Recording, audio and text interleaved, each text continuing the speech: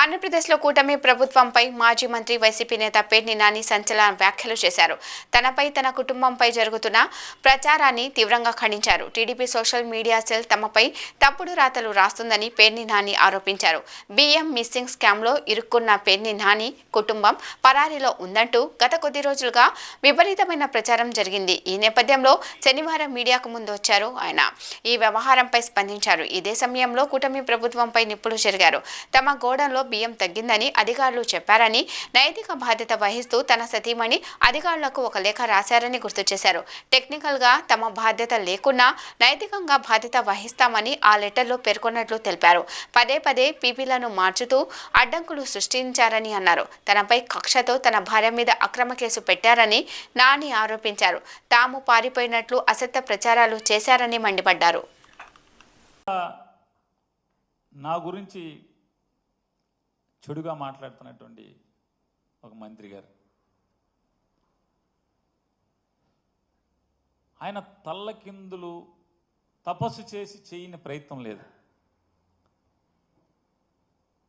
నా భార్య జయసుధ మీద కేసు కట్టించడం దగ్గర నుంచి ఆవిడని అరెస్ట్ చేయడానికి ఎంత ప్రయత్నం చేశాడో అంత ప్రయత్నం చేశాడు.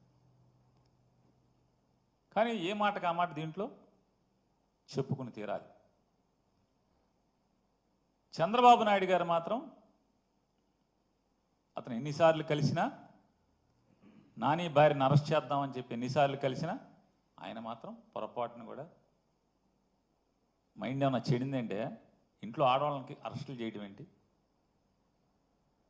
మన టార్గెట్ పేరు నానిగాడు, ఆయన వేసేయండి అంటే, కాదు సార్ ఆడు కొడుకును కూడా వేసేయాలి సార్.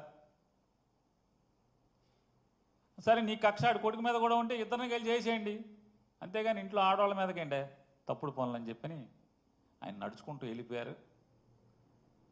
ఇది అధికారులు ఉన్నారు సాక్ష్యం, ఎమ్మెల్యేలు ఉన్నారు సాక్ష్యం. టీడీపీ ఎమ్మెల్యేలు కొంతమంది ఉన్నారు, అధికారులు కూడా ఉన్నారు.